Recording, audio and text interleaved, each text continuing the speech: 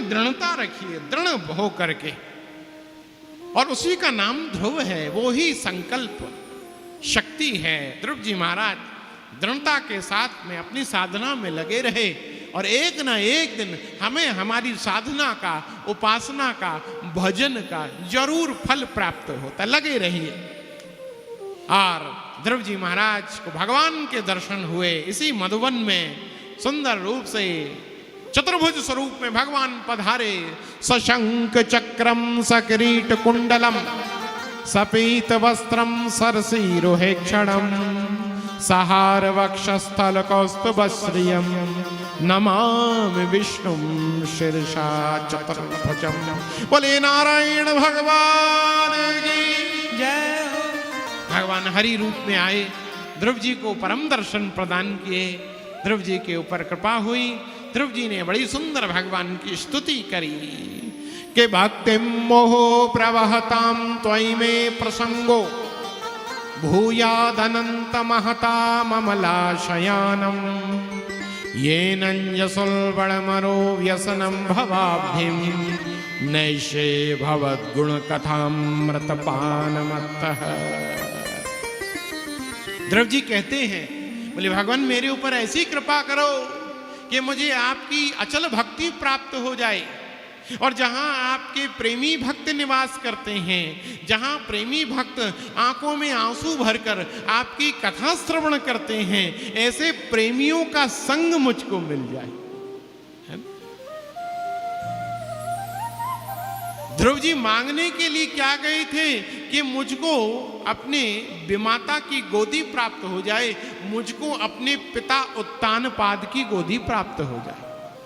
लेकिन जैसे ही श्री ठाकुर जी के दर्शन किए, क्या कहते हैं कि भक्ति मोह प्रवहताम त्वयि में प्रसंगो, जो तुम्हारे प्रसंग को गाने वाले संत हैं, ऐसे संतों की कथा मुझको मिल जाए, कथा में बैठने का अवसर मुझको प्राप्त हो जाए। और उससे क्या होगा, बोले उन्मत्तः भक्ति मोह प्रवहताम भूयादनंत महता ममलाशयानम येनन जसुल बड़मरु व्यसनम भवाब्धिम नैषे भवद गुण कथा मृतपान मत्तः भवद गुण पान उन्मत्तः। तुम्हारी कथा सुनकर मैं उन्मत्त हो जाऊं, वो मस्ती आ जाए मेरे अंदर। अभी हमारे अंदर भक्ति की वो मस्ती नहीं है, भक्ति का वो आनंद नहीं है जो आनंद ब्रिज में रहने वाले संतों का है, जो उनके प्रेमियों का है। वो वृंदावन में रहकर प्रेम भाव के साथ में, हम तो गर्मी सर्दी का विचार करते हैं, हम तो वृंदावन आकर सबसे पहले क्या देखना है कि भैया एसी रूम कहाँ मिलेगा। बोलते महाराज जी हमने सुना है आपने नया आश्रम बनाया है, आश्रम में हमको स्थान मिल सकता है। बोले क्यों नहीं मिल सकता महाराज जी, क्षमा कीजिएगा, आपके आश्रम में एसी लग रहा है कि नहीं लग रहा है, एसी है कि नहीं है। तो हम वृंदावन आकर सबसे पहले एयर कंडीशन रूम ढूंढते, हम सबसे पहले खाने पीने के, हाँ भैया बढ़िया होटल कहाँ पर है, बढ़िया ढाबा कहाँ पर है, बढ़िया व्यवस्थाएं कहाँ पर हैं। लेकिन वृंदावन में आकर क्या ढूंढो, अरे होटल मत ढूंढो, ढाबा मत ढूंढो, रहने का स्थान मत ढूंढो, एयर कंडीशन न ढूंढो, अरे ये ढूंढो कि हमको राधा रमण के कैसे दर्शन होंगे, हमें किसी संत के साथ कैसे मिलन होगा, वो मस्ती हमारे अंदर आ जाए। मस्ती के साथ जब गिरिराज जी की परिक्रमा लगाते हैं तो भैया गिरिराज जी की परिक्रमा लगाते हुए वो मस्ती का भाव रहना चाहिए। कभी कभी हम तो सब वृंदावन वाले हैं, ब्रजवासी ग्वाला हैं, हमारे गुरुदेव कहा करते थे कि जब तक हम व्यासपीठ पर बैठे हैं तब तक महाराज हैं, व्यास हैं, लेकिन जैसे ही व्यासपीठ से उतरते हैं फिर हम वृंदावन के ग्वारे हो जाते हैं, फिर तो हम वृंदावन के गंवार ग्वाला हैं। तो महाराज हमें तो आदत है वृंदावन के भूमि में नंगे चरण चलने की, लेकिन बड़े बड़े भक्त हमारे साथ, महाराज जी तोड़े को लस्सी भी चलावेंगे, हम भी चलेंगे, आपके साथ में चलेंगे। हमने कहा भैया चलोगे? बोले हाँ महाराज। हमने कहा भूषण जी जरा पता कीजिए ये है भी कि नहीं है? कि भाई इनको संभाल संभाल करके हमारी परिक्रमा निकल जावे, है? कि भाई इनको जूस पिलाओ, पानी पिलाओ, खिलाओ पिलाओ महाराज। तो वो बार बार हमसे पूछते, महाराज जी आधी परिक्रमा तो हो ही गई होगी, आधी परिक्रमा हो गई होगी। अरे हमने कहा तुम शांति से परिक्रमा लगाओ, जब परिक्रमा पूरी होगी दान घाटी का दर्शन हो जाएगा, अपने आप पता चल जाएगा, बीच बीच में टोका टाकी करने की जरूरत, मस्ती में रहो। गिरिराज कौन है? बोले साक्षात गोविंद का रूप है, भगवान का रूप है। भाव लेते हुए हम वृंदावन की भूमि में, हम ब्रजमंडल की भूमि में आए, गिरिराज जी की भूमि आए। बार बार महाराज वो देखोगे, माइलस्टोन को देखोगे, बोर्डों को देखोगे तो परेशान हो जाओगे। कुछ मत देखो, बस माला झोली लेकर जाप करते हुए राधा रमण जी का चिंतन करो, नाम का जाप करो। कब तुम्हारी परिक्रमा पूरी हो जाएगी तुमको पता नहीं चलेगा। जब बार बार माइलस्टोन देखोगे तो परेशान होगे। इसलिए आनंद के साथ में, मस्ती में परिक्रमा लगाओ, आनंद हो जाएगा। तो इसी प्रकार से भक्ति की वो मस्ती होनी चाहिए। हम महाराज संकोच करते हैं, शर्म करते हैं। अरे महाराज कैसी शर्म, कैसी संकोच, वृंदावन में आए हो, धाम में आए हो, ठाकुर के चरणों में आए हो, आनंद के साथ डूब करके महाराज नृत्य करो, ठाकुर जी का नाम लो, ब्रज का रस लो। मस्ती चाहिए। जब तक वो मस्ती नहीं होगी, वो उन्मत्तता नहीं होगी हमारे अंदर। संतों को देखा नहीं, संत कैसे मस्ती में झूमते हैं, नाचते हैं, नृत्य करते हैं, आनंद प्रवाहित होता है। वैसी ही मस्ती हमारे अंदर होनी चाहिए। तो सुंदर भाव से ध्रुव जी ये ही मांगते हैं और भगवान उनको परम आशीर्वाद प्रदान करते हैं, देते हैं। दिव्य भाव के साथ में ध्रुव जी के ऊपर भगवान की कृपा परिवर्षित हुई।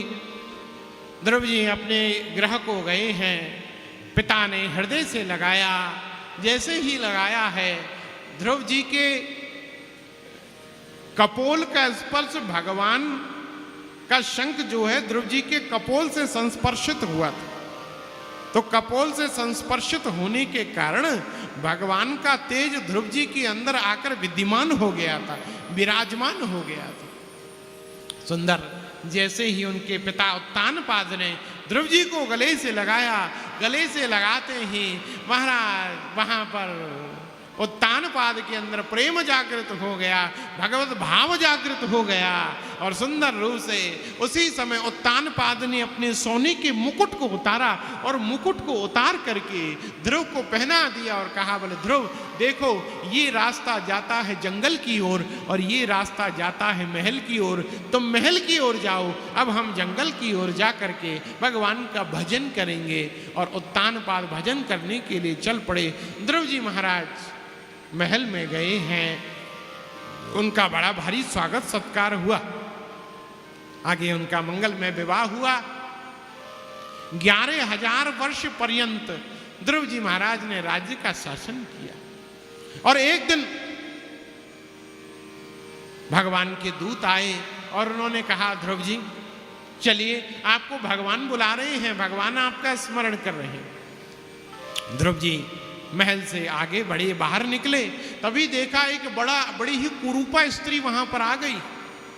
उसने ध्रुव जी को देखा, ध्रुव जी के पास आने लगी। कपड़े उसके फटे हुए, शरीर से दुर्गंध आ रही, बाल उसके बिखरे हुए, काला उसका मुखमंडल।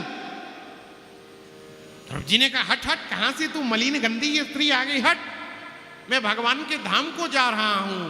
बोले मुझको मालूम है, लेकिन दिव्य भाव से ये प्रकृति का नियम है कि जो भी यहां से जाता है ना, मेरा स्पर्श करके जाता है। तो आप भी जा रहे हैं तो मेरा स्पर्श करके जाइए। ध्रुव जी ने कहा, बोले तू है कौन? बोले मैं साक्षात मृत्यु हूं, मौत हूं।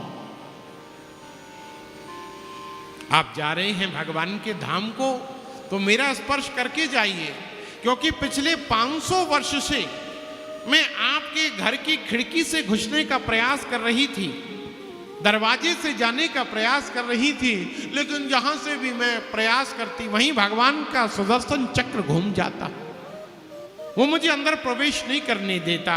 और यहाँ की ये परंपरा है कि मेरा स्पर्श करके ही जाते हैं, तो आप मुझे स्पर्श करके जाइए। ध्रुव जी ने कहा, तू गंदी संधी मलिन, मैं भगवान के धाम को जा रहा हूँ, पवित्र स्थान पर जा रहा हूँ, तेरी जैसी अपवित्रता का मैं कैसे स्पर्श करूं? अरे नहीं नहीं, कृपा कीजिए, कृपा कीजिए।